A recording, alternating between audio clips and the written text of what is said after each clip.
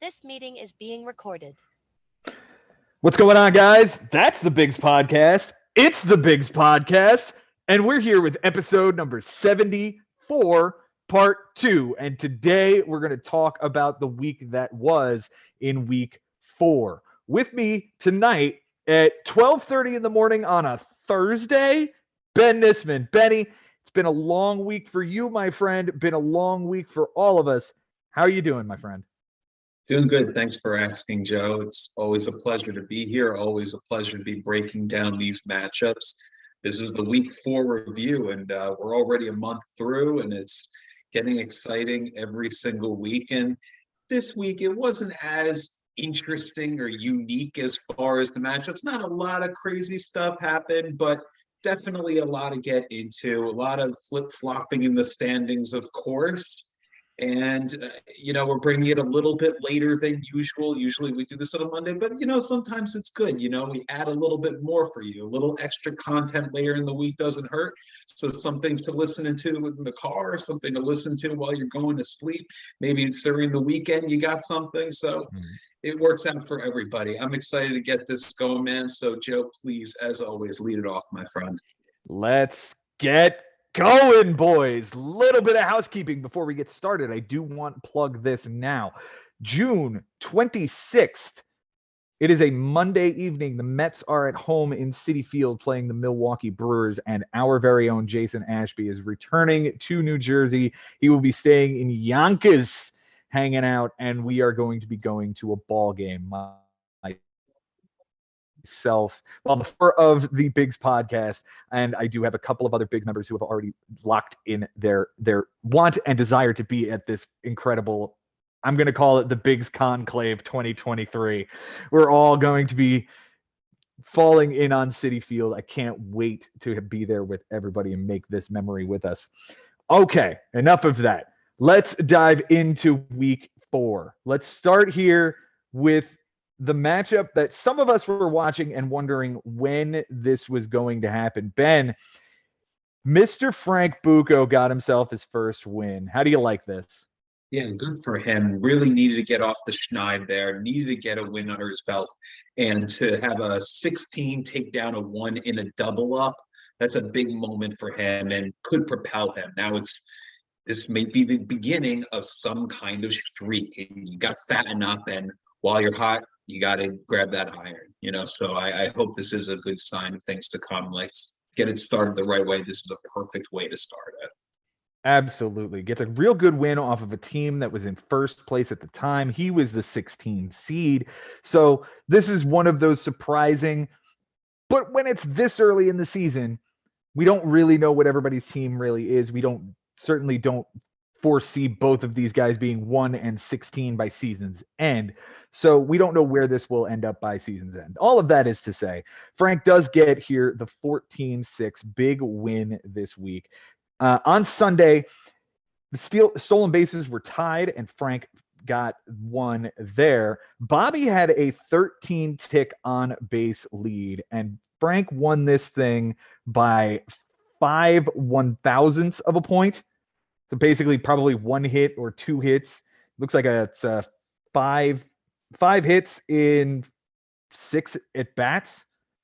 Yeah, because the fact that Bobby doubles him up and walks is already making it so much closer for Bobby. That's huge for Frank to win OBP by that much. Exactly. Bobby also had a 1-win lead, and Frank tied that up. And Bobby had a 2 strikeout lead, and Frank flipped that as well. Close categories on the whole. Bobby wins by the triple, 3 strikeouts, and a home run given up by a pitcher. Frank goes and wins the steal, the 5 ticks on the on base, like we talked about, 3 strikeouts by a pitcher, and the relief appearance. They did not tie in anything. For Bobby's bench this week, Benjamin, 4 for 16. God, thank you, Bobby. Start me off the right way. A perfect quarter. All right, and he is 4 for 4, getting 1 right every week. So, Ben, you're batting 1,000 this season. He had 2 runs, 2 doubles, 3 RBIs, a steal, a walk, and 3 strikeouts on the bench. The steal comes on the Wednesday. It's Rodolfo Castro with a 2 for 4, a double, and a steal with 2 RBIs on the bench. And the question was, do you play that guy over any of Lars Nootbaar, TJ Friedel, or Corbin Carroll.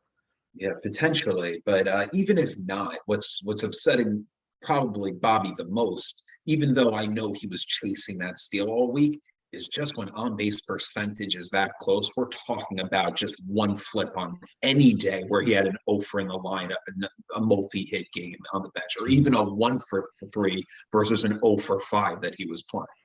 Absolutely. For his transactions this week, he dropped Kenta Maeda, who was horrible, and Ryan Brazier to get Ramon Urias, 0 for 3 with a walk and a strikeout. He dropped Rodolfo Castro for Heimer Candelario, 0 for 5 with a strikeout. Dropped Chris Stratton for Bailey Ober, 5 2/3, a walk, 6 strikeouts, a 1.59 and a 1.06. Dropped Candelario for Hobie Milner, a third of an inning, a 27 ERA, and he was bad in his relief appearance. Dropped Ramon Urias for Isaac Paredes, 3 for 4, 2 runs, 2 doubles, a bomb, and an RBI. The next day, he dropped Paredes for Andrew Nardi, who literally came into this ball game, gave up a homer, gave up a single, gave up a single, gave up a single, got replaced. Afterwards was a strikeout, a sac fly, and a base running out. Only 1 run scored. That could have been an absolute disaster. It's still an infinite ERA and whip because he didn't get anybody out. But this could have been so much worse for Bobby, and he kind of matrixes his way out of it. Dodged the bullet. Yeah. He drops Johnny Brito and Mason Englert, picks up Jake Woodford, 3 2/3, 3 walks, 2 strikeouts, 736 and a 191. Drops Nardi for Zach McKinstry, 0 for 5 with a strikeout and an error. Added Drew Verhagen for a clean relief appearance. And then on Sunday night, trying to get that last relief appearance to tie, adds Andrew Velasquez, who did not pitch. As key players this week, we'll talk about Corbin Carroll. We're probably going to talk about this guy a lot this year when we're talking about Bobby's team. This particular week, 467 average, 600 on base, 5 runs, 2 doubles, a triple, a homer, 2 RBIs, 4 steals, and 3 walks with 4 walks and 3 strikeouts with 2 steals and an RBI. All of that is to say, this dude crashed into the wall on Sunday night and has been banged up. I'm not sure he's been back in the lineup since, and he has not. So kind of a pain in the ass for Bobby, but he's getting a great player this year. Yeah. His least valuable hitter. For him. He definitely reached for Corbin Carroll. I mean, that's certainly something I wasn't targeting. I know some people were, and they had those high hopes, but it was bold. 67th overall in the 5th round for this kid, and he's paying off so far. The one kid who's not paying off so far for him, MJ Melendez this week, 071, 071, and 6 strikeouts. Just wasn't there this week. Just didn't show up. The pitching side, it was an ugly week for Bobby. He had the bad start from Maeda. He had a bad start from Oviedo on Sunday night or late in the week. The Cy Young here is going to be Justin Steele. 11 1/3, a win, 3 walks, 8 strikeouts, a 1.59 and a 1.15. Okay, apparently this kid has been really good for the Cubs since like the All-Star break of last year. I was watching the game that he was pitching, and it was really solid. The Cy Young I will give to Kenta Maeda, 3 innings, 10 earned, a loss, 2 walks, and 2 strikeouts. That equates to a 30 ERA and a 4.33 WHIP. Gross. All right. On the other side, we have Frank, and on his bench, Benjamin, he went 6 for 23. Oh, man. So would it be 267?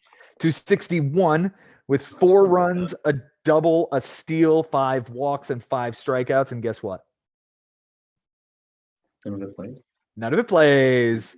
Very nice. He was very concerned about the steal that happened on Saturday. It was James Outman on the bench with a Schwarber over 4 in the same game. And he was like, there goes that category. Like, I lost that one. And yeah, not the case.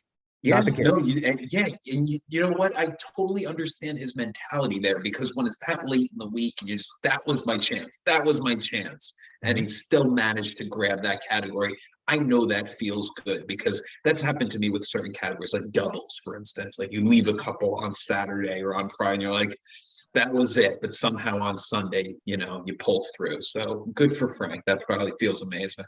Yeah, getting bailed out like that is probably awesome. His transactions this week, he dropped Chris Flexen for Yenier Cano, who got him a save and 2 strikeouts in a relief appearance. Is he the new Orange Birds closer? I don't know. Maybe.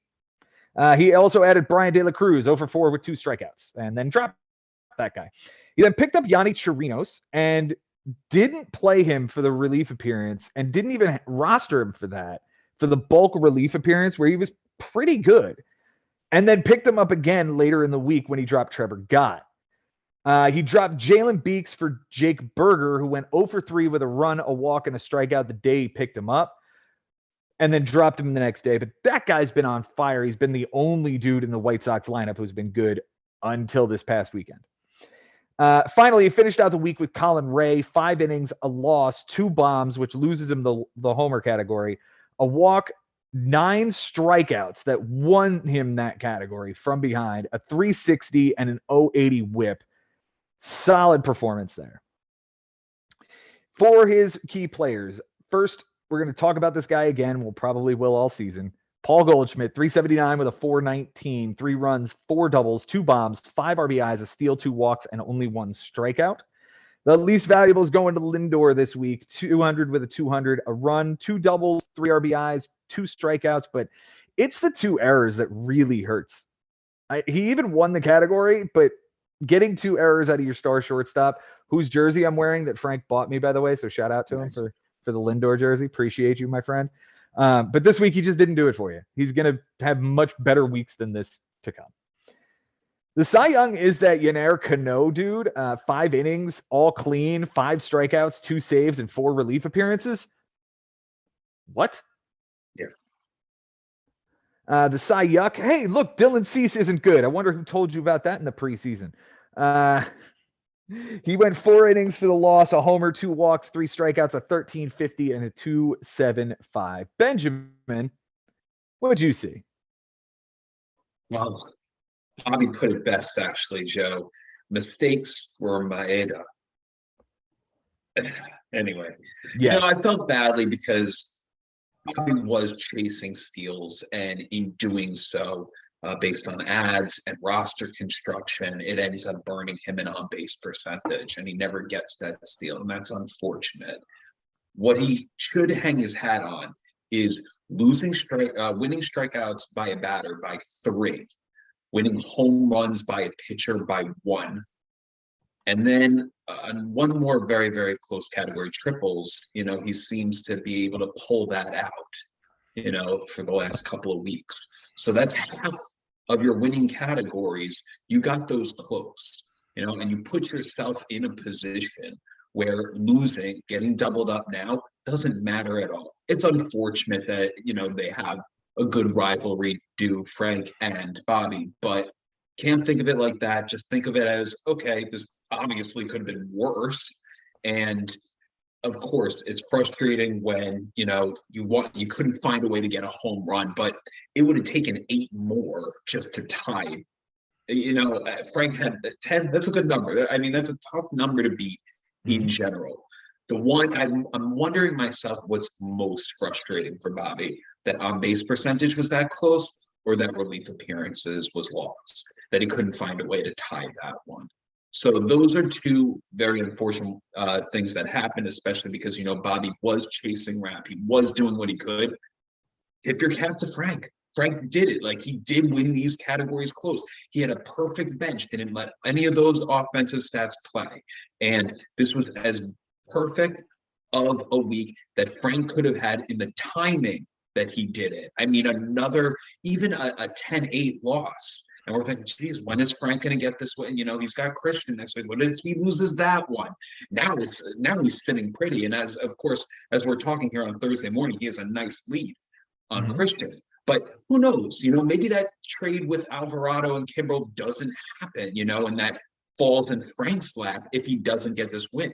Now Frank is playing with confidence. He's managing with confidence. He feels a little bit better. He feels like he doesn't have to do that much. And the biggest thing that I have to mention right now for him is that he is still holding on to that number 1 waiver claim. He has been very aggressive.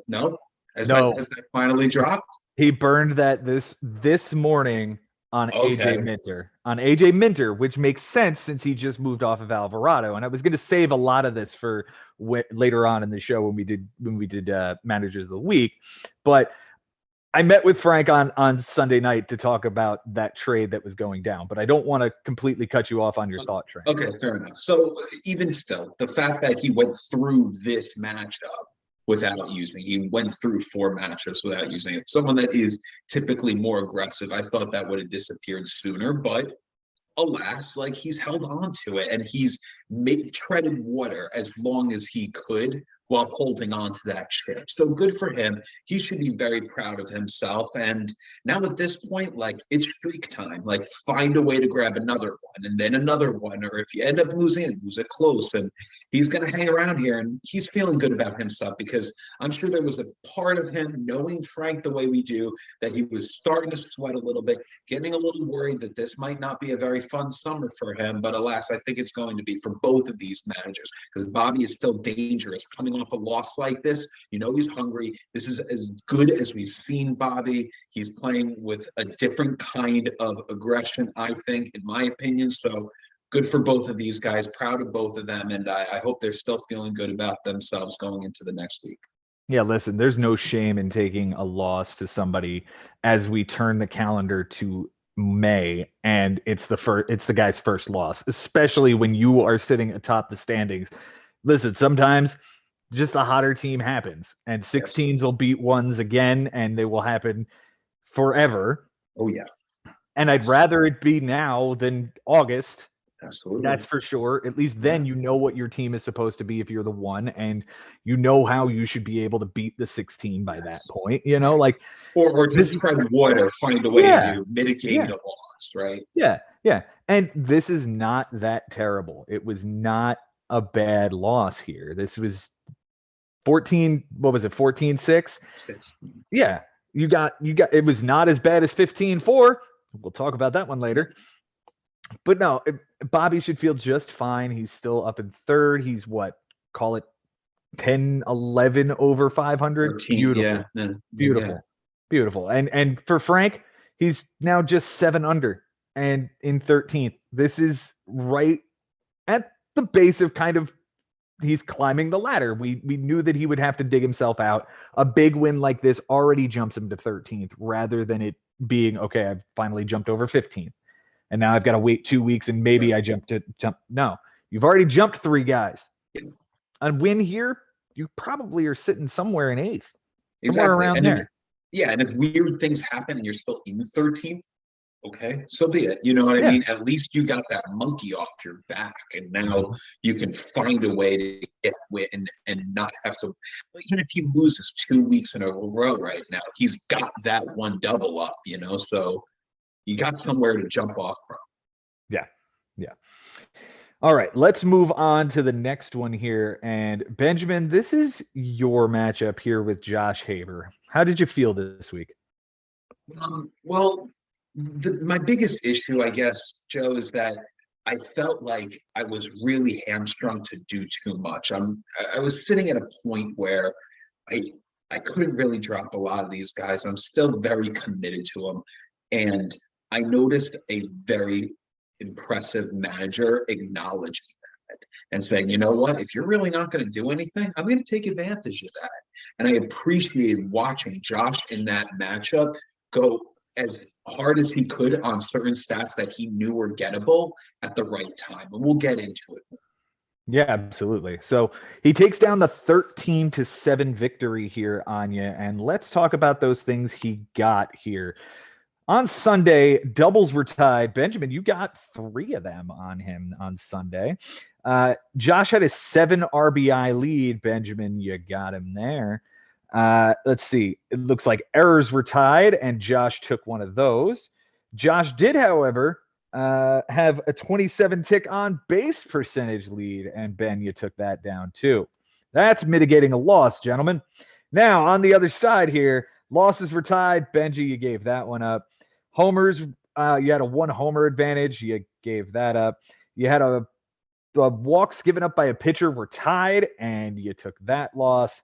And the relief appearance tie, You had 2 in the lead, and of course, you'll lose it by 2. Close categories this week. Benny, you won by 1 triple and 1 error.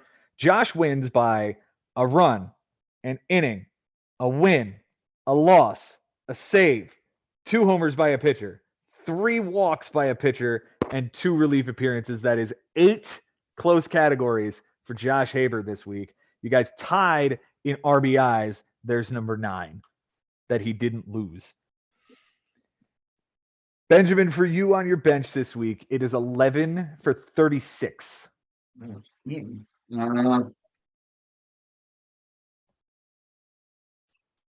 it's not ideal.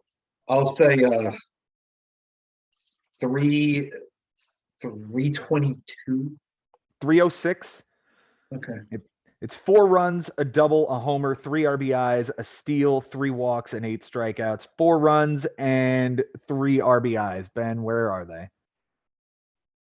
Well, we know there's a home run on Saturday, It's correct. right, from Josh Bell. And that alone And does everything you need. yeah, it sure does. It at least ties a category and wins a category. And I do think Jeff McNeil was sitting somewhere where he needed to be played, if not a Carlos Santana circumstance, of course. But there was a Kike Hernandez playing on Friday instead of sure. McNeil and Birdie. Yeah, the rain out really hurt me there, Joe, because the rain out came kind of late. Like the game started already, and they only played the 5.5 innings, and then they called it, and the Mets lose 4-0. Yeah, and I was thinking about it too. I was just, this just because I was like driving it. I'm like, this is horrible. How could they plan this? And I was considering it, but in general, like if you're gonna assume that game is going to be played, and I guess part of myself was knowing, like, I'm listening to it. Yeah, no, this is going to be played. As much as I was listening to WFAN, like the game is going to happen. You're going to play Nimmo and McNeil. Of course you are. Of course you are. You're going to play those guys every day that there's a baseball game and they're in the lineup. For your transactions this week, you dropped Robert Stevenson for Robbie Grossman, 1 for 4 with an RBI and a strikeout. You dropped Grossman for Reese McGuire, 1 for 3 with 2 RBIs and a walk. Very nice. You dropped Reese McGuire for Aaron Bummer, an inning, a strikeout, and a relief appearance. Very nice. You dropped Brent Suter for Yainer Diaz. Who? I don't know. Well, he went 1 for 2 with a walk.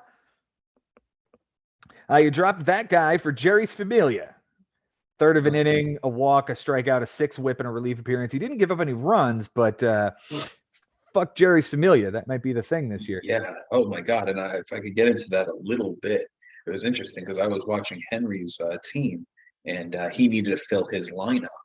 And the day before, Familia had gotten a save. So it was evident that now Familia is the guy in the closer's role. And I see him go off off his team. And I'm looking at it and I'm thinking, is anyone going to actually use their waiver claim? I know I'm not going to use a waiver claim on Familia, but he's playing Cincinnati. No, but he's playing Cincinnati this weekend. If he's going to get a save on anybody, if they're going to have a lead that's close, that would be the time to go and get him. And I'm just thinking, like, this is a very good chance of being a hand grenade. Like, it really does. But I'm going to go for it because saves could be close. Alas, saves, I lose by 1. I had 5, and I still lose that category. And Familia is in a save situation. He blew it. So that's how it goes sometimes, man. I thought I was putting myself in a good position. I thought I was making a smart decision against Cincinnati. It felt right, but it also, as I'm doing it, I'm also saying, like, this could not work. This could blow up in my face. And yeah, well, I don't think Joe Jimenez was as big a hand grenade, but he was your next ad, and that was it for the week. So it doesn't look like you used all 12. It doesn't look like you went as hard as you could have at relief appearances here. So what happened? I just didn't want to give up on some of these players that I've started to commit to. And I was just looking at them like, I don't need to win relief appearances that bad in week 4. I'd rather hold this team together a little bit. And there's no guarantee that if I go and chase it, I'm going to win it anyway. Like, Josh is playing hard for that category. I'd rather sit pretty right now. And, and we'll get into a little bit more of how it all went down on Sunday, but I kind of felt like Nestor Cortez, he could hurt me and definitely give me the loss. He could give up those home runs, but I mean, to pitch as not even through 4 innings, like I could have at least It was four. expected him It to. was 4 2/3 with a loss, 3 bombs, 4 walks, and 7 strikeouts. Yeah, I mean, at least one thing could go my way. Either he doesn't get the loss, or he gets one more inning to win to tie that category, or not walk so many guys, or not give up that many homers. Like it all happened in this one start. He was that bad, and he's my number one guy. So I felt like it was a time to go for it. And the last, if I don't do it, Joe, if I do sit him, I'm in such a better spot, and I win 12. I lose 12-8 as opposed to 13-7, or something even better than that. So that's the most frustrating thing that happened to me all week, because after all was said and done, of how great that Josh played, I'm not taking anything away from him, because he played to the score and he knew what he wanted to go and get. He got 6 freaking saves on the time that, you know what I mean? Like I remember when I lost saves 2-1 one week, and then I get 5 and I lose the category by 1. That's frustrating as all hell, but I tip my cap, man. This is an amazing, amazing manager right now. I'm going to get more into that as we go further into the match. Yep. So your key players this week, we'll start with Nathaniel Lowe, 261 with a 414, 5 runs, 3 doubles, 2 homers, 4 RBIs, 5 walks, and 7 strikeouts. Nolan Arenado is the least valuable hitter this week. That's 2 or 3 weeks in a row we've talked about this guy just not coming up for you. 080 with an 080, a run, and 6 strikeouts. He's going to be there regardless. You're married to this guy forever now. But, I think I saw a graphic where he was 4 for his last 43 or something, and it's not working for him right now. He'll be fine. The calendar is turned. We won't even remember this. I hope you're right. The Cy Young this week, we're going to give it to Nick Martinez with his 2 relief appearances, 5 innings, a win, a save, 7 strikeouts, nothing earned in an 060. What? I mean, another guy that on Sunday, I'm thinking, like, can I go and get another relief appearance? I know I'm just coming. Am I really dropping this guy now because I need to get relief appearances so bad and flip that in and out? No, just didn't seem worth it, Chip. That would have added to the waiver frenzy that happened the Sunday before Monday. Very nice. Moving on to Josh's team this week. Oh, I think we didn't do my Cy Young, did we? Oh, we went over him. He's Nestor Cortez. We talked about the 9 2/3. It was ugly. It was really ugly this week for him. For Josh on his bench this week, sir, 3 for 13. Very impressive. So 3 for total is 250. So 232. Oh, he missed it by 1, 231 with a run, 2 RBIs, and 4 strikeouts. The 2 RBIs literally come from one play. It was on Wednesday. Bryan Anderson on the bench, Jock not playing in the utility spot. But I think Bryan Anderson had the early game. Mm-hmm. And Jock was, and at that point, to play Jock. Yeah. For his transactions this week, he dropped Tyler Saucedo and then dropped Matt Mervis for Lourdes Gurriel Jr. Over 2 runs, and 2 walks the day he picked him up. He dropped Aaron Loop for Andrew Heaney, 6 innings, a loss, 2 bombs, a walk, 6 strikeouts, a 450, and an 083. I feel like this is going to be the Brad Keller of this season, where he's going to get owned by like 4 or 5 different dudes. Some weeks you'll get burned, some weeks you'll get a good start. So enjoy the Andrew Heaney love, because he's coming back to free agency after today. Dropped John Brebbia for Yency Almonte, an inning, a win, 2 strikeouts, a 1 whip, and a relief appearance. He dropped Connor Joe for Wandy Peralta, an inning and a relief appearance. He picked up Alex Vesia for Dean Kramer. He didn't pitch him in the start and then dropped him. Wasted pick. He dropped Yency Almonte for Trey Mancini, 0 for 4 with a strikeout. Andrew Heaney gets dropped for Zach Jackson, in an inning, a 1 whip, and a relief appearance. He dropped Trey Mancini for Austin Slater. He was 0 for 1 in 2 days, didn't start either of the games that he started or that he had in the matchup. So essentially, that's kind of another wasted move this week. He dropped Dean Kramer for Kyle Bradish, who doesn't start until this week. and then dropped Lourdes Gurriel for Michael Fulmer, who was benched with an extra relief appearance. So you would have had to do actually 4 more than him to get above the relief appearances had he played Michael Fulmer. And one more, a couple more here. Kyle Bradish for Connor Brogdon, an inning and 2/3 in a relief appearance. And finally, Zach Jackson on Sunday for Nick Senzel, 2 for 4, 2 runs, a bomb, an RBI, and a strikeout. That's the dude who ties the RBI category for him.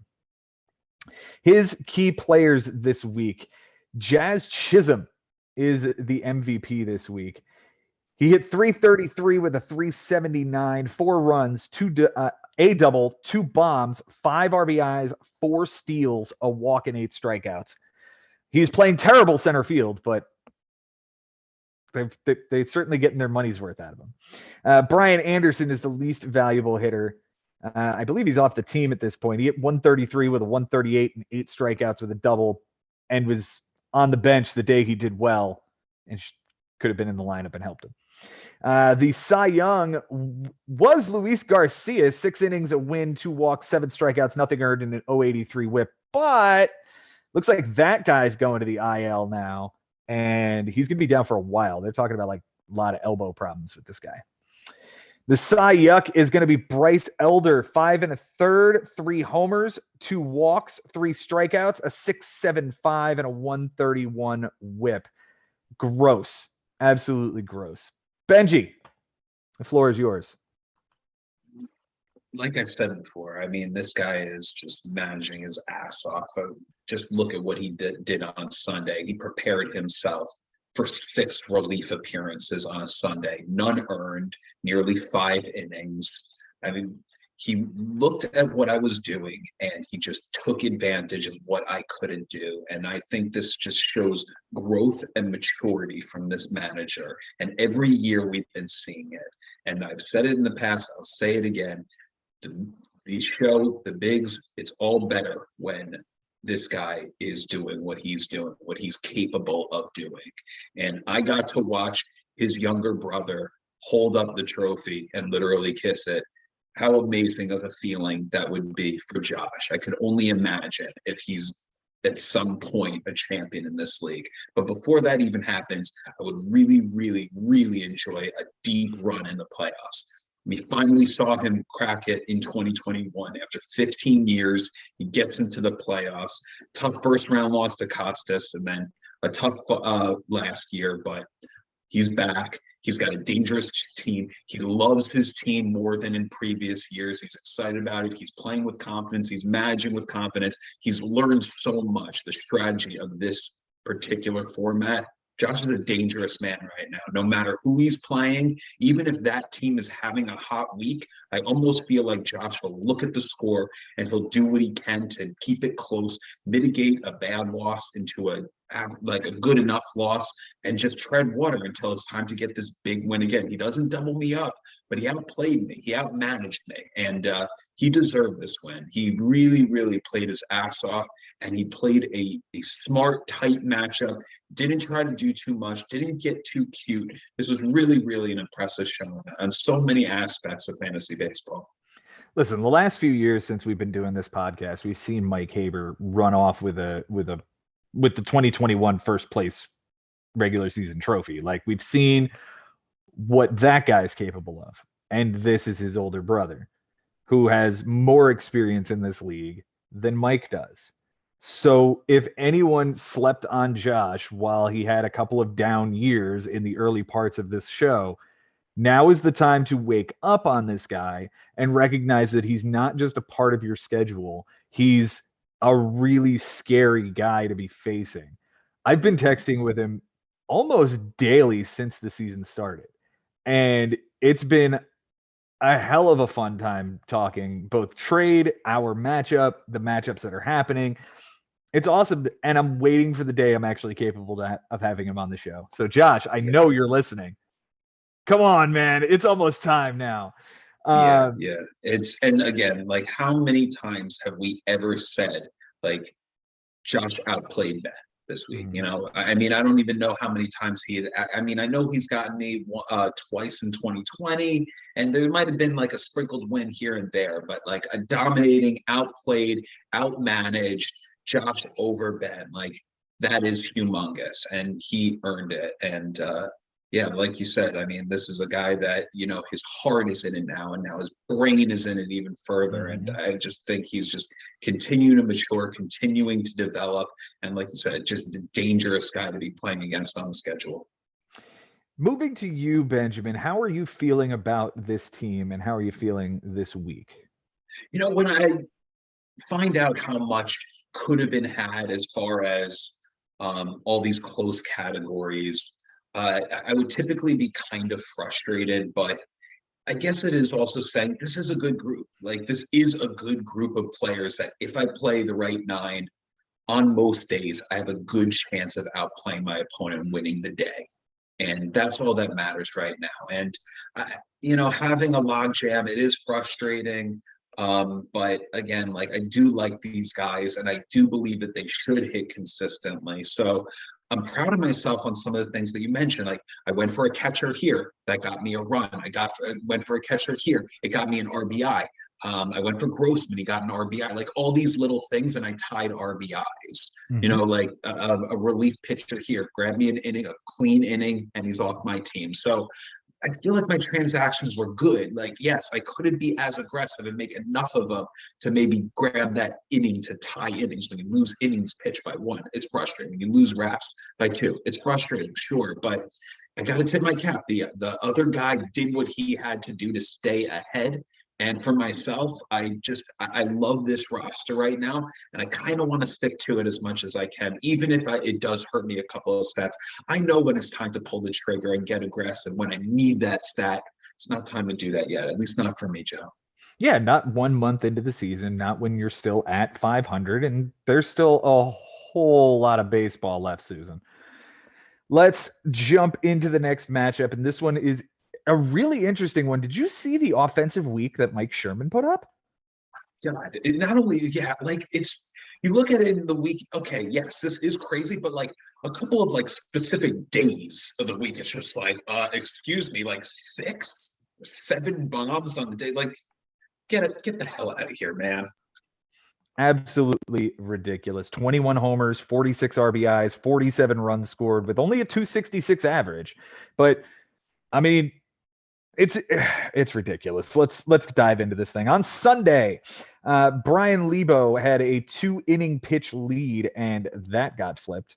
The losses, Bryan took one as he had a 1-loss lead, and he had a 3-strikeout lead, and Mike Sherman just said, yeah, no, that's mine.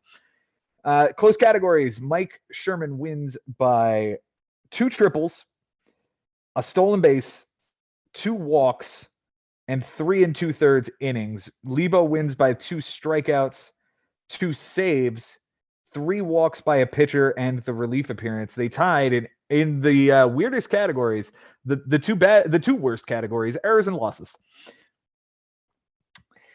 On the bench this week for Mike Sherman, Benjamin, it is a 2 for 16. Oh, geez, what the hell is 1 for 8? I don't know. It's good. Yeah, it's Um, terrific. I would say it's half of a 1 for 4. that's right. Oh, then it must be a 125, wouldn't it It's a be? 125. He got it. I set it up on the tee for him, but he hit that one. Yeah, geez. Hello, Ben. Did you forget how to simplify in high school? 3 runs, a double, 3 RBIs, 2 walks, and 5 strikeouts. Guess what? Not a single one of it plays. His moves this week. He dropped Zach Jackson. He dropped Oswaldo Cabrera. He dropped Zach Greinke for Kyle Bradish. This is going to be all on Sunday, this final bit here. Dropped Zach Greinke for Kyle Bradish. 4 2/3, a homer, a walk, 5 strikeouts, a 5.79, and a 150 whip. He added Mike Clevenger. 5 innings, 2 homers, a walk, 8 strikeouts, 3.60 ERA, and a 1.60 whip.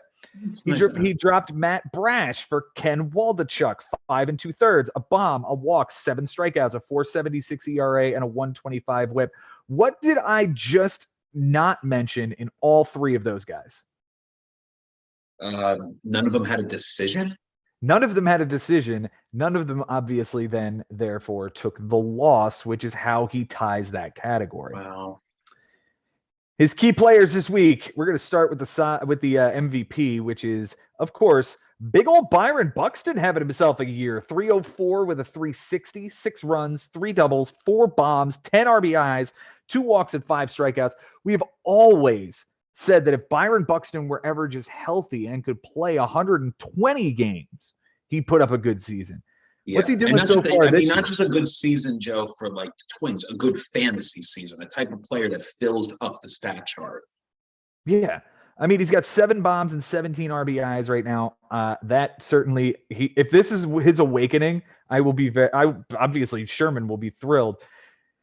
The least valuable hitter goes to Bobby Witt Jr., 129 with a 182, 5 runs, 2 doubles, an RBI, 2 steals, 2 walks, 9 strikeouts, and an error. Not great. Benjamin, I am going to go for the Cy Young here. I'm going to go with Joe's Barrios. 7 innings, a win, a walk, 9 strikeouts, nothing earned in an 071. I'm breaking him. It's going to happen. His Cy Young is Zach Greinke. 3 2/3, a loss, 2 bombs, 2 walks, 3 strikeouts, a very revolutionary WAR 17.18 ERA, and a 273 on the whip. For Bryan this week on his bench, Benjamin, he went 11 for 29. Like, well, I'm sure he's kind of frustrated by it. Incredible. Is it 363? 379. 7 runs, a double, a bomb, 4 RBIs, a walk, and 7 strikeouts. Guess what? None of it plays. Well, None of it plays. But when you play that offense, yeah, that's got to make you feel a little bit better about it. That it didn't matter. Listen, even if he got the 10 hits in and he got 10 outs out, I'm not even sure the batting average would get close. Yeah.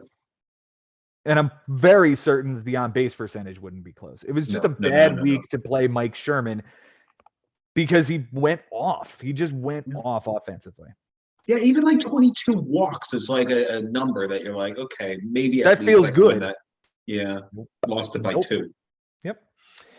His transactions this week for Bryan, he dropped Patrick Corbin for Jose Cisnero, a 1/3 of an inning in a relief appearance. Dropped Dylan Carlson for Sam Hilliard, 1 for 4 with an RBI and a strikeout. Added Roansy Contreras, 6 innings of shutout baseball, a win, a walk, 5 strikeouts, and an 067 whip. That guy's on the Pirates. That's the guy from the Tyone return. He's good, apparently. He dropped Sam Hilliard for Connor Joe, another Pirate, 1 for 4 with a homer, 2 RBIs, and a strikeout with the run scored. He dropped Connor Joe for Jake Bowers, who this is the unfortunate story of a man who gets called up from AAA and in the first inning of his first start in Yankee Stadium in left field, slides into the wall, bangs up his knee, and gets taken out of the game. Didn't have an at-bat. He dropped Sean Manaea for Spencer Turnbull, 4 innings, a loss, a homer, 2 walks, 3 strikeouts, a 450, and a 175. He dropped Jake Bowers for Austin Gomber, 6 innings, a win, a homer, 2 walks, 4 strikeouts, a 150, and an 083. This one was at home for Colorado against literally, I don't care who it is, the balls on this man to throw Gomber in Colorado on a Sunday.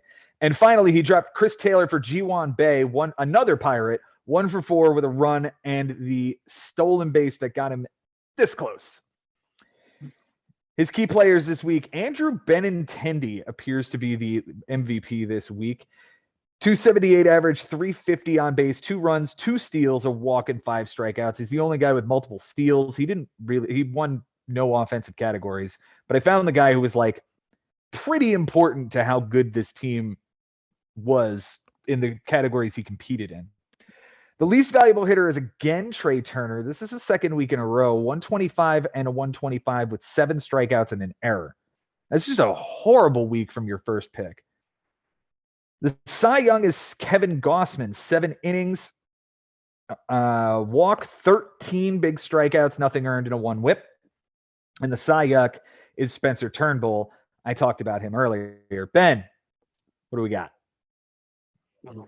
Firstly, I'm sure Bryan Lebo is frustrated to an extent to walk into this onslaught that was Mike Sherman's offense. And we've been hit with this Mike Sherman offense in the past. You've been beaten by it. You lost to Mike Sherman. I've lost to Mike Sherman. And this happens sometimes. And if you can hang your hat on something, you lost only by 3 after all this. You took strikeouts by a batter by 2. You took walks from a pitcher by 3. You tied losses. You tied errors. You won relief appearances by 1. You hung well with a 3.6 ERA. And again, like it could have been worse. You have enough guys in the bullpen that you were able to win saves this week 3-1. Like this could have been a lot worse. And it's unfortunate that he's changed his team name to the Suck Asses, because it makes me think that he's feeling similarly to last year around July or June when he changed his team name to the Dumpster Fires. It's almost like we're getting close to waving the white flag already, and we're not even close because it's Bryan Lebo also. Like this is a very, very good manager that continues to learn and continues to gradually develop every single year. So I'd still be very, very confident that Bryan Lebo is going to run into a streak at some point. We all are at a certain point. And, I always wonder about if Mike Sherman can really sustain winnability in this league. It always seems like it's a good week, then it's a bad week, then it's a pretty good week, then it's a throwing week, and it kind of fluctuates like that. I don't see that with Lebo so much. I mean, maybe Sherman's actual team is built more to win, but as far as the day-to-day play, I believe in Bryan Lebo more. I believe in how passionate he has been going into this season. So it's an unfortunate loss. Certainly could have been worse. I know he's annoyed, but the streak I do believe is coming. So for his sake, I hope I'm right. On Sunday, he texted me in the evening during the final game and said, "Fuck, my team blows. I have only bad luck and a team that can't hit. It's a recipe for disaster. I'm the Miami Marlins." I know he's disappointed, and on top of it, his Cardinals are off to a terrible start, so he's not enjoying baseball on the whole right now. But it's coming, man. Like the team is built well, and it's going to hit. It's gonna get listen, it can't get worse. I looked it up today, and Lebo for the first 4 weeks of the season is above average in strikeouts by a batter, middle of the pack in runs scored, doubles, walks, and steals, below average in on-base percentage, and dead last in the league in homers, RBIs, and batting average. So there's something to be said about this. He is off to a rough start, and he's had some bad luck, but all that means is better days are coming. Yeah, it does, and I truly do believe that. And I think this the last wild card that we put on this matchup to put a bow on it is that he did make a trade recently, and now I'm just wondering, like, where does this trade take him? Because he takes a closer off his team for what you believe Detroit is going to be as far as that closer being able to generate enough saves to win a week. But you look down at his schedule, does he have enough closers to compete with his opponents that it was worth giving up a closer? Instead, he replaces it with McCutchen, So out of all the outfielders that were out there in free agency and that what's on this team, was McCutchen really worth that closer? I don't know. Like if McCutchen is somewhere close that he was in like an MVP year nearly 10 years ago or 10 years ago, yeah. But it's just, I'm wondering if like in actuality, is a closer for Detroit still more valuable for Bryan Lebo specifically, than an Andrew McCutchen? If Andrew McCutchen was batting around 280, 285, I see it a little bit more, Joe, but it's not like McCutchen is really tearing the cover off the ball. He's batting 247, 5 homers, 14 RBIs, 15 runs. They're good numbers. That team is hot right now. Right now, yes. But It's a definite reaction, and I can see how that trade, with the moves he made this week, he's pushing his chips in the same way I did with Baltimore last year. He's pushing his chips in. He's raising the Jolly Roger right now. He's saying Andrew McCutchen, G1 Bay, the pitcher Roansy Contreras, like David Bednar's on this team. Like he's pushing in on the Pirates. I get it. If they're going to push for a wild card, if they're going to be this year's Baltimore Orioles, which Jason Ashby will have a whole lot of crow to eat if they push a wild card. He said they were going to be the worst team in the major leagues. It's baseball, Susan. That's baseball, Susan. If this is the move and it works, because the Pirates have to continue this. Yeah. Do I believe it? No. But does Bryan?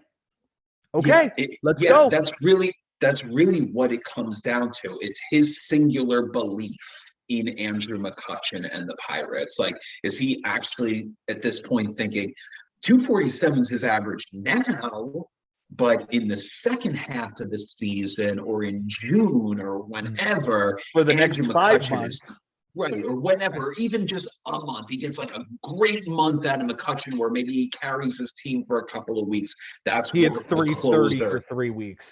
Right, like that's worth the closer of the Tigers because he has a couple of closers already and he's playing guys on the schedule where he feels like he can surrender that possibility and still win the category. So it's like you said, it's pushing your chips in on a guy that he's got to believe in him, because I already felt like there were guys in free agency. There are guys that are going to fall into free agency or be on waivers that might do what Andrew McCutchen does. So I guess that remains to be seen. We have a team in Frank who dropped Anthony Santander the same day that McCutchen gets traded, right? Mm-hmm. And Frank, in getting Stephen Kwan at that point, was overloaded with corner outfielders. Like corner outfielders are an abundant commodity in the league. So I agree with you that maybe McCutchen isn't the right piece. If for no other reason, then you probably could have shopped this closer around a bit and been like, hey, Frank, you just shipped off Alvarado and Kimbrel. Which one of them corner outfielders do you hate the most? Oh, it's Anthony Santander. So then it's a question of Santander or McCutchen, and if we're pushing in on the Pirates, then that's what it is. But plus the extra corner outfield spot, right? Because Santander's just right, and Andrew McCutchen's both corners. I think Santander has both corners. Okay, then maybe I'm mistaken. Okay, so then they're it's whether he thinks McCutchen's just better. But. I digress. We'll have to talk about the other trade here in a little bit. Right now, we're going to move to the final matchup we'll be covering this week, and this one's your brother Benji, and he took another bad loss. Unfortunately, and now he's fallen into last place going into week 5, and playing against that hot team, James McCloskey, who every year he tells us, I can draft really, really well in this league, and I'm going to continue to do that and just blow teams away for a while. That's what he did this week. New first place team, guys. James McCloskey. He's done it before. He can do it again. And I was texting with this guy this week too, getting his words, and he is super pumped, super excited for what's happening here. It's been amazing. Let's talk about the close categories this week. He wins by 4 runs. The triple. They had 5 triples combined in this matchup, just in case you have missed that one. He wins by 3 steals, the error, the win, 2 losses, the save, and a walk by a pitcher. Ari wins by 2 doubles and 2 walks by a batter, and they tied in home runs given up by a pitcher. For James on his bench, Benjamin, it is 7 for 17. Okay. Not ideal. It's bad. It's bad, but 7 for 17. It's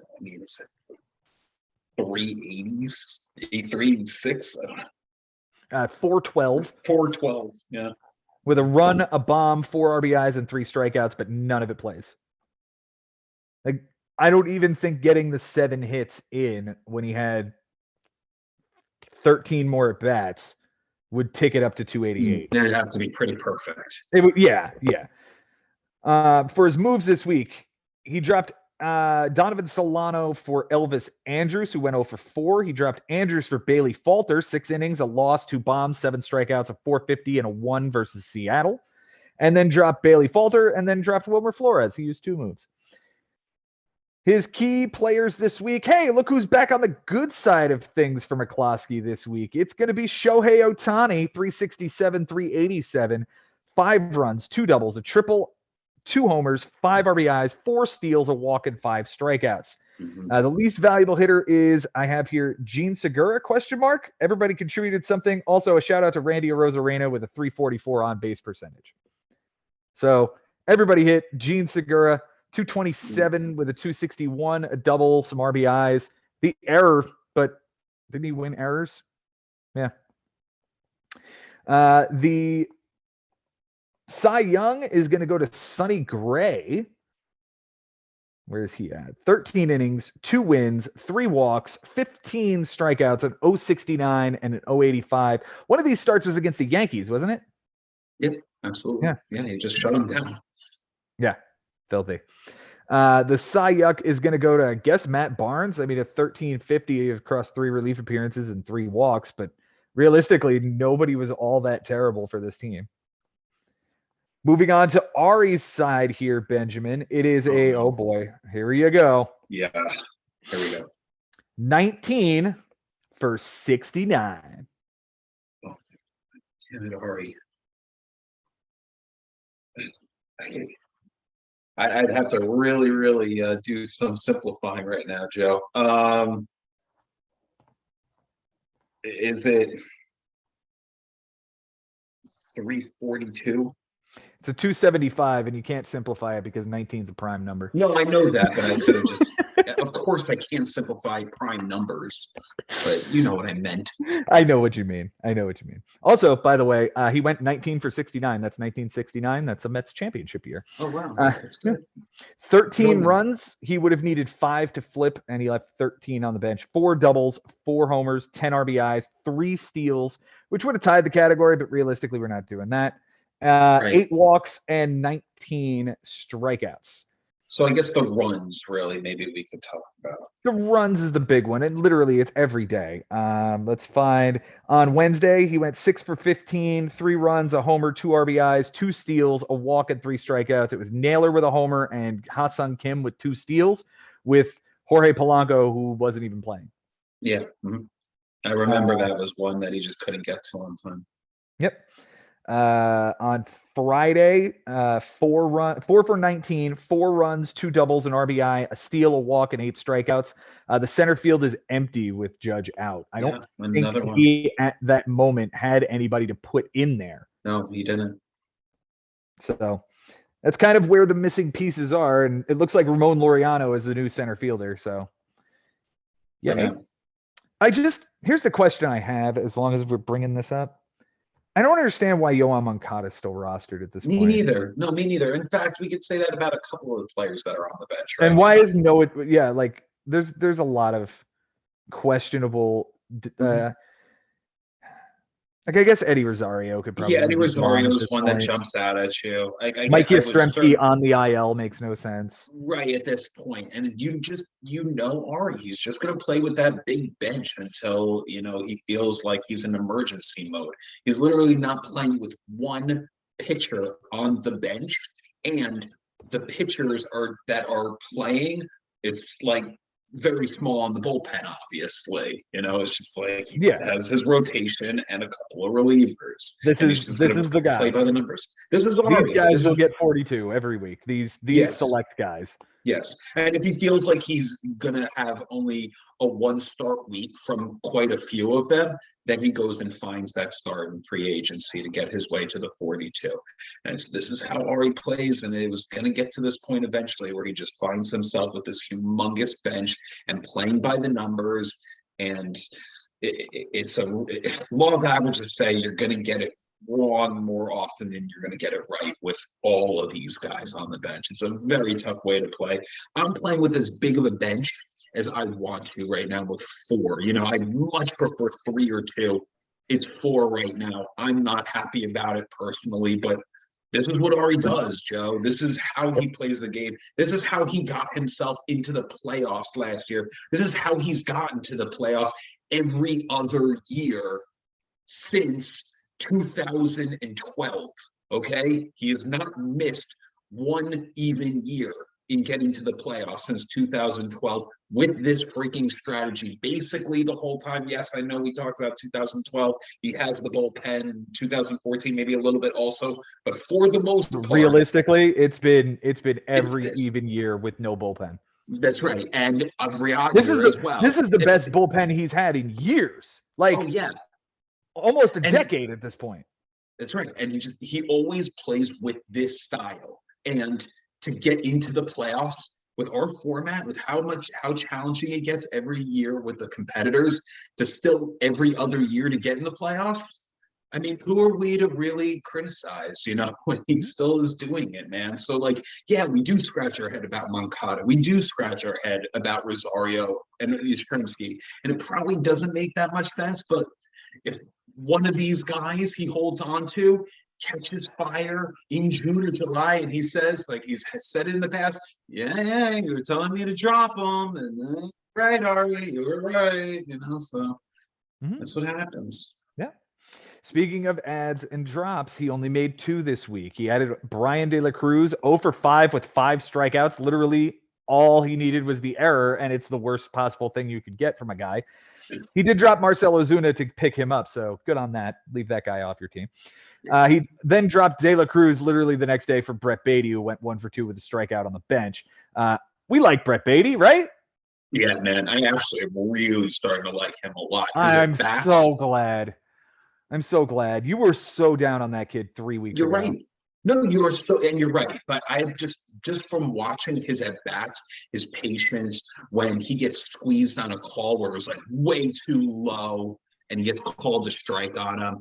Okay, fine, I'm down a strike. Doesn't let it phase him. He works the at-bat. He fouls off close pitches. Even if it's an out, it's a good at-bat. So, yeah, I am very impressed with him, especially with how young he is. Like, to have this kid potentially for the next 10-plus years, it's very exciting.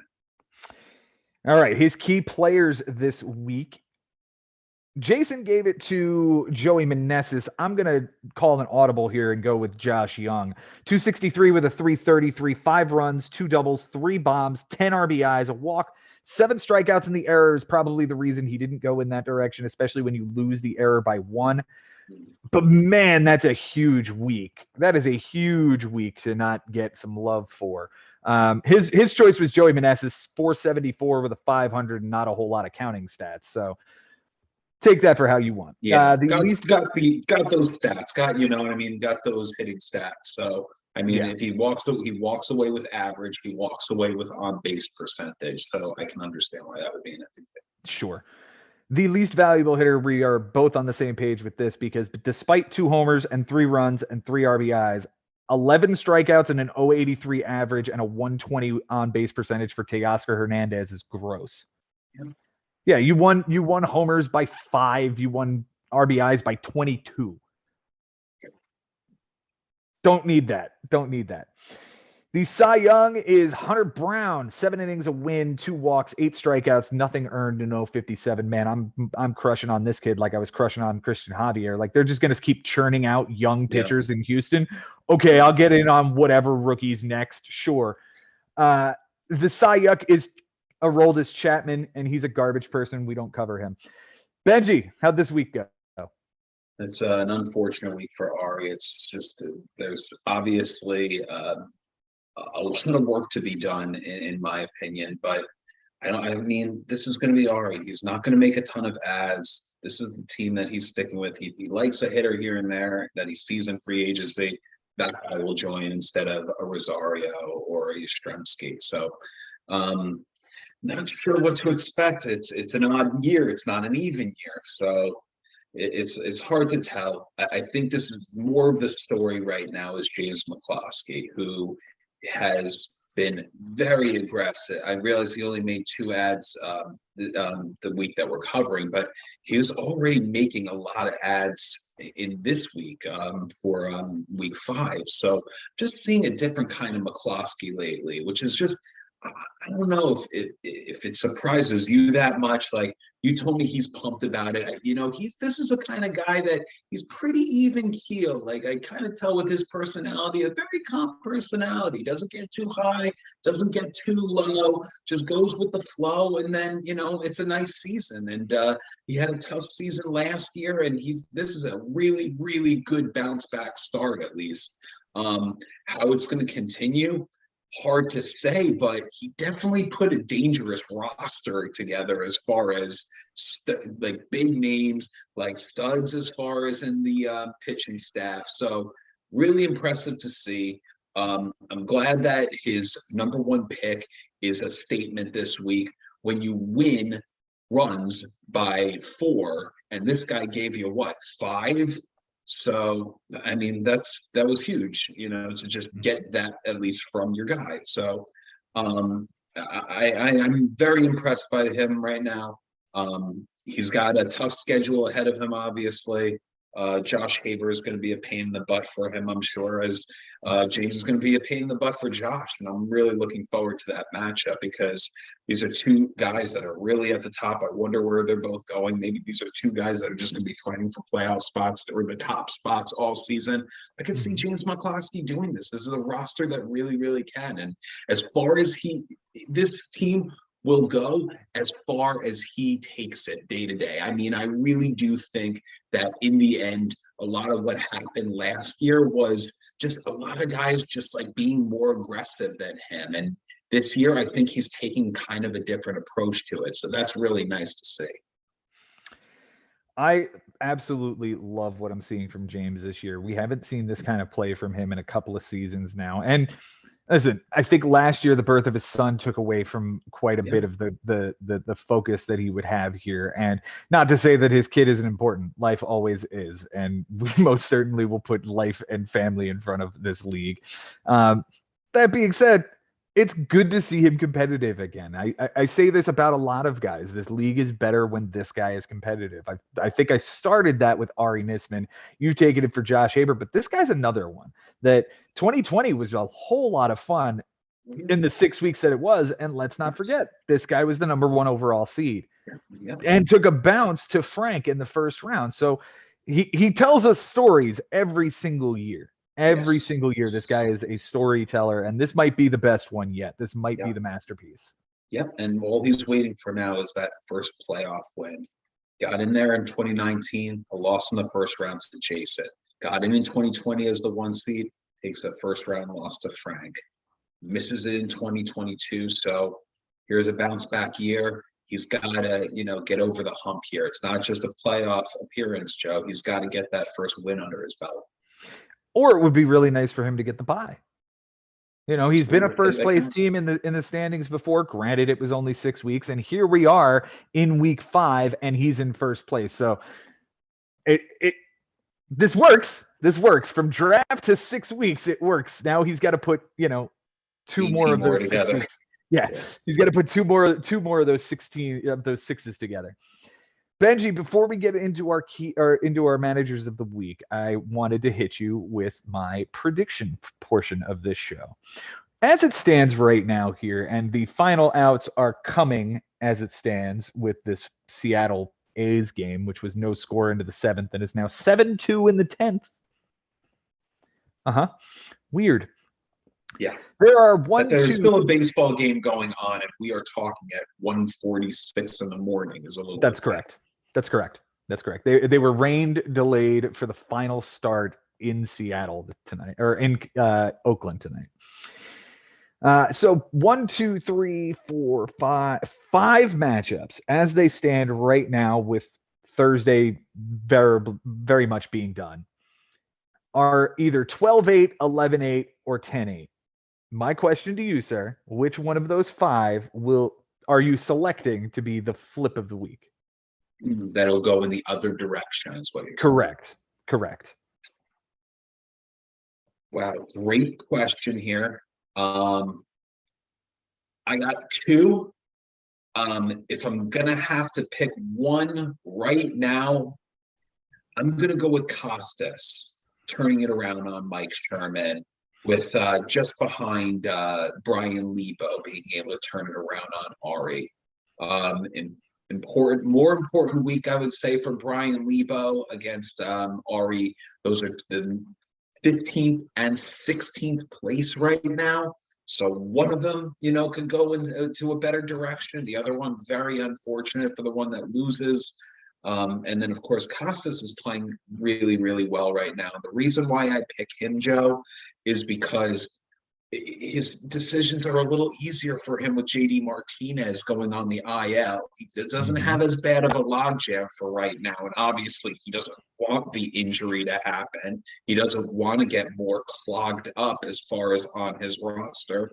Right now, he's stuck playing with 25 because Giancarlos is on his IL and Tristan McKenzie has still been on his IL. And so now that's the third guy, and he's playing with 25. So that's difficult, but Costas played a while with Fernando Tatis being down. When I say a while, a couple of weeks, but when you're playing Mike Haber and Jason Ashby in your first 2 weeks, that could feel like an eternity. So very, very impressed with what Costas has been doing. And I think that logjam that he's kind of gotten freed up for himself is actually a benefit for him. And he's been playing good. So I'll say that he turns it around somehow. I want you to remember every single thing that you just said when we get to our next segment. You had mentioned Bryan Lebo versus Ari. This is my pick to flip. Bryan's going to get this, and he's going to get right, and he's going to get a win here. And I'm not saying it's going to be a big win. This could very well just turn and be 10-9 or 11-8 in the other direction. But Lebo's going to find a way. And the reason I say that is he's facing Ari. It's not a guy that's going to make moves to combat anything you want to do. So just go get what you need to get a win here. That's it. That's all it is. It's not so easy, though. I mean, you played Ari in a long week. You chose Schubert on a long week against Ari, and you lost 13-8. So the guys still need to do what he wants them to do. And right now, Bryan Lebo's team is not executing. It's not executing offensively, especially. And if you hope maybe law of averages, some things go in his favor, but Ari's team does hit the shit out of the ball most weeks.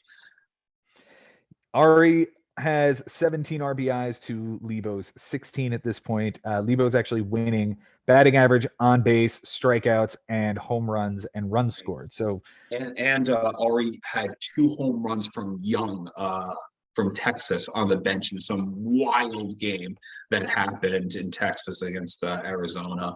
So that was unfortunate. He was like, I want Beatty in the doubleheader. Beatty had a good game, but he didn't have 2 home runs. So that was unfortunate.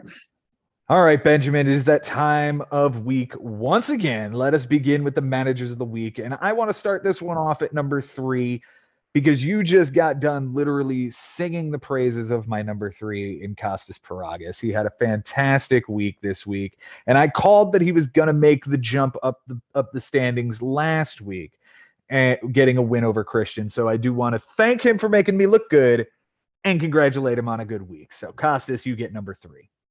Who's your number 3, Benji? I got to hand it to the man that won in our first matchup that we covered tonight, Joe. It's Frank Bucco over the first place at the time, Bobby Russo. And, of course, Bobby Russo, he missed out on some things, but it was because Frank was playing him hard on relief appearances and the stolen bases and the on-base percentage. When he gets that close, he was 1 hit better or 2 hits better, whatever it was. He got doubled up in walks, but fought it off. You got to give him a lot of credit here, Joe. Frank deserves a ton. I mean, how about the fact that, over 61 2/3 innings, he gets a 3.65 ERA, a 1.09 WHIP. Pretty solid, man. Only 13 walks given up over those 61 2/3. I mean, he really pitched well. He took some chances that really paid off. And I realized, that like we said, that waiver claim is gone, that number 1 waiver spot. But Joe, throughout this Frank has been very patient with his ads and not dismantling the team too early. And just this is the payoff: the fact that he stuck with his dudes, and this is what they did for them, because it obviously could have gone in another direction, but all these guys, I mean, fine, this guy Cano, for whatever reason, he did very well for him. And hey, Donovan, a 545 average, Goldschmidt, 379 average. Donovan had been playing like poop or not really playing that often. He stuck with them, Bellinger, a 273 average. He grabs him a triple and 2 home runs. Gunnar Henderson, he's been bothered by Gunnar Henderson this whole season. 182 average, but hey, he gave you a bomb. He wasn't useless. So I'm just really, really proud of Frank and how he turned around what was starting to become a tough season. You're taking a tough turnaround loss for Mike, tough loss on Sunday. He's getting roughed up on these Sundays from Matt Losi, from Mike, from Jason. Can he get a good Sunday? Finally happened at a perfect moment against the first place guy. And, I know a lot of it is luck. I know a lot of it's the unfortunate things that happen to Bobby, but Frank put him in a good position. He put his team in a good position. He put himself in a good position. And this is the result, the double up, and he's out of the basement. He's in a good spot now. So Frank, he's my number 3. He's my number 2. And for all of the reasons that you said, on top of the fact that he streams Colin Ray on Sunday, knows that he can't lose losses any worse, has the guy lose him home runs, but he wins strikeouts. He flips the strikeouts in that matchup. Yeah. We have seen some very, very huge evolution as a manager this year from Frank Bucco in ways that I didn't think that we were going to see from him. The fact that he just made a trade for one guy, essentially, and gave up a pair of Philadelphia relievers before we go anointing Jose Alvarado as the second coming of Billy Wagner. Can we please get off of the fact that this dude couldn't figure out where the strike zone was 18 months ago? So before we anoint him as Billy Wagner and say that somebody got a great deal because he got a closer and Craig Kimbrell, how is this bullpen any different than Brad Hand, Jeris Familia, and any of the other Archie Bradley and any of the other clowns that they have had in this bullpen? And he goes out and gets Stephen Kwan. Now, why did he go get Stephen Kwan? Frank believed that he had a right field problem. He no longer believed in Anthony Santander. And this is where the problem with the idea that he's as patient as we're praising him to be is the argument I'm going to have to make. Anthony Santander coming off of his team as an 8th round player on May the 2nd is not great. Yes, he traded for Stephen Kwan and got the piece that he actually wanted, which ironically was taken in the 7th round, 2 picks before he took the Bryan Reynolds and Anthony Santander back to back. I researched it.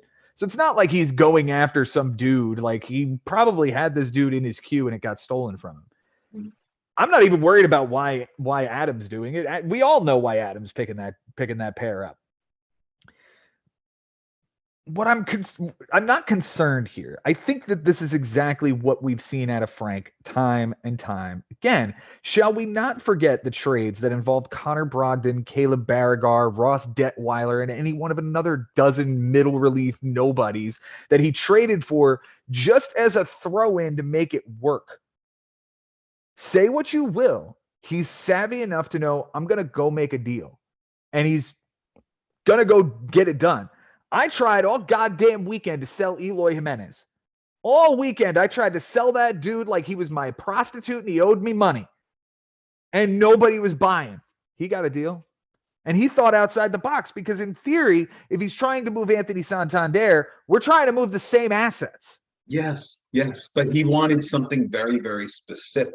Exactly. Stephen Kwan does something that those guys don't. Like, there's a little bit more of the generating of steals. He specifically wanted a guy who gets on base and steals bases because he did not get Starling Marte this year. And we know that the Marte safety blanket was always his thing for steals and on base percentage. So here's Stephen Kwan, who's a kind of poor man's Starling Marte. So we add Colin Holderman to the list of nobody relievers that Frank has traded for. Right. It works.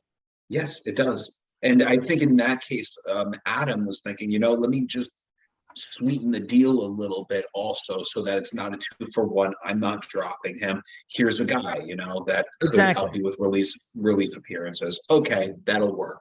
And it was a really nice deal to be made because they're both getting something. They're getting value in somewhere that they feel like they're missing. They feel like there's a missing piece here. And there's a reason why I dislike and I like the deal for both teams. But we'll get into that on a different show.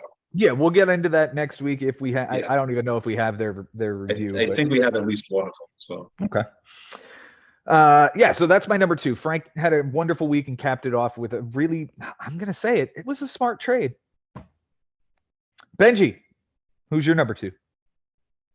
Got to go with my opponent, Joe. I mentioned so many reasons why, but Josh Haber just very much paying attention to what I could and couldn't do and what I was willing to not do and pouncing all over it. He was really, really brilliant in that aspect, just playing by the score.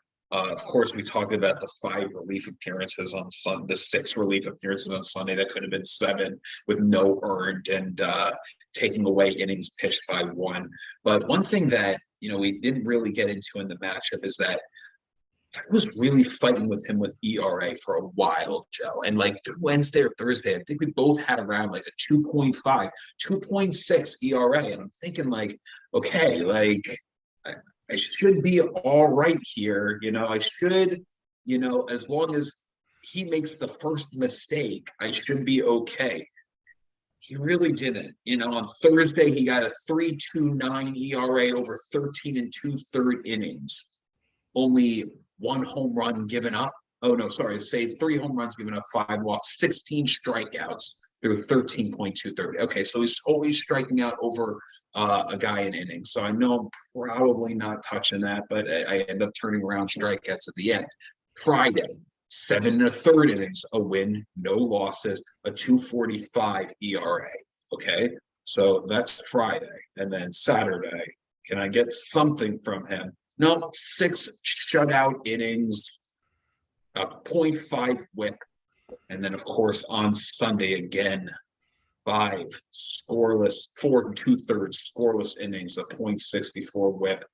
Eventually, I was going to make a mistake pitching. This guy would not. He was relentless. And it is frustrating sometimes when, I wouldn't say I have one of the best stats in this entire league, man. And I've been working with it the best I can.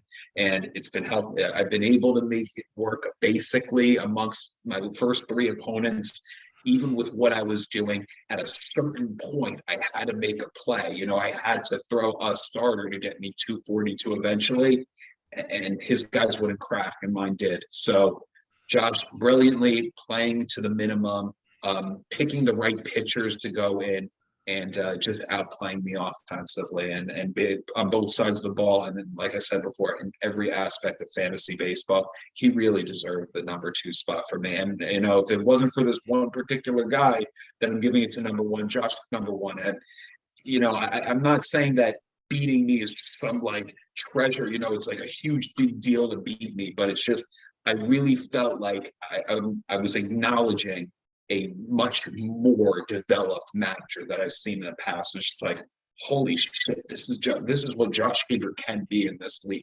And it was just like stunning. It was like you're expecting like, okay, haymakers, okay, fine, like I'm getting haymakers, and then all of a sudden he hit me with a body shot, like one of those like body shots to the ribs that like I really wasn't expecting. It was just like, oh, you know what? Like this is gonna be a really, really tough fight. And he didn't win by knockout, but he definitely won by decision. Definitely, he incredibly deserved. I'm so proud of him. Out of all the guys in this league, he is maybe the first guy that I like losing to, if that makes sense.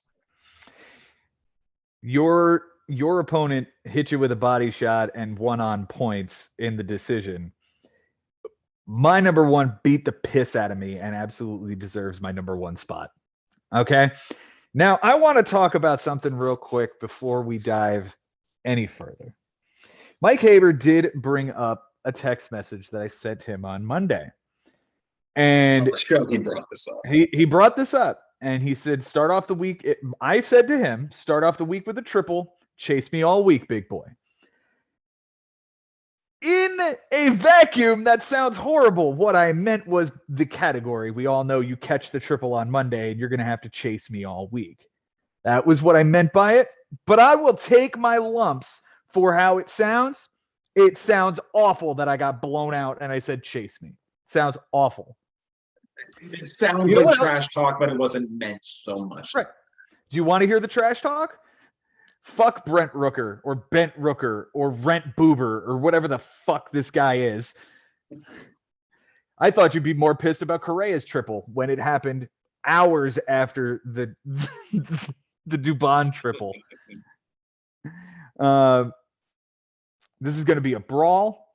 Here's the one on Wednesday. I said, between Franmil, Fleming, and Ronaldo Lopez, this whole matchup is just full of memes. The whole thing was full of memes. It was as fun as I could possibly get my shit kicked in as badly as I did. Quote from me.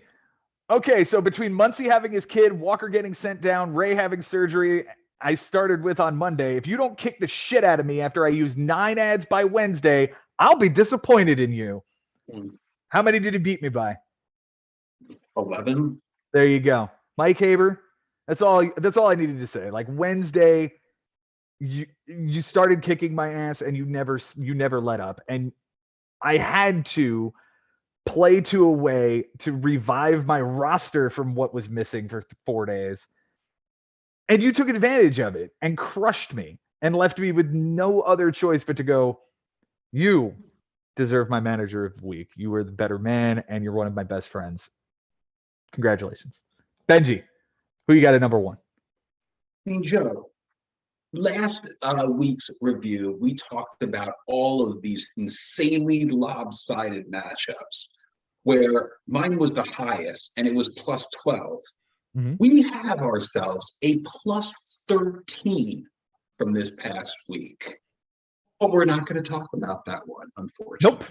Yeah, no. It's Mike Haber. I mean, how can you actually vote against this guy for number 1 when you outplay? And I respectfully have to say that, Joe. In this case, Mike Haber did outplay you. I realize you were hamstrung. It is very tough to play with the roster that you're playing right now when certain things happen, like paternity leave. This was the group that you put together, and Mike still had to play against the way that you have played for this long, your style. And I just respect the competitive aspects from both of you guys, trying to just trying to outwit the other one. And Jason said before, it was chess. It really was. You guys were playing chess all week. And maybe it was Mike Haber that actually said it, but even still, there's so much respect from both of these gentlemen. And if Joe was going to pick who was going to be in his division of teams that he'd have to beat to be first place if we were ever going to play in divisions, Joe would want Mike Haber in his division because Joe doesn't want the easy way out. Joe wants to prove that he can beat the best. And Mike Haber, he believes, who is truly one of the best. And there's just so much respect from both of these sides. And that's what I admire, just that these are similar but different styles, similar but different teams, the way that they're put together, the way that they're managed.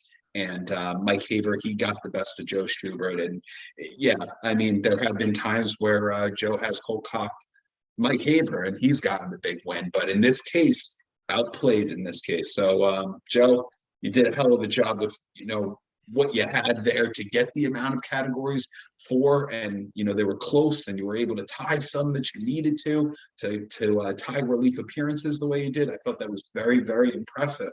And he was dealing with one of the best, Joe, which you are. So I got to tip my cap to Mike Haber. He earned number 1.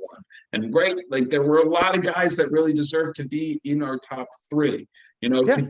Henry had to get off a shine. He doubles up Jason Ashford. That's amazing. Adam Lowenstein had the biggest win of the season so far. Is that 13 plus 13 was the biggest 13. One of the year? I do believe that might be the biggest. So yeah. So shout out to him as well. It's been an incredible year so far, guys, and we're only a month in. Benji, it is 2:00 in the morning. We did it. Yeah, we did it. It's past 2. We started at 12:30, and it's felt like it went by just like that. I had a great time tonight. Thanks a lot. Guys, thank you so much for writing this story that we get to tell you right back every single week. We could not do this without you. This league would be non-existent without you. So I thank you every single week from the bottom of my heart for making this show what it is, making this league what it is. Until next time, guys, it's been real, it's been fun, and it is always real fun in the bigs. We'll see you guys next time.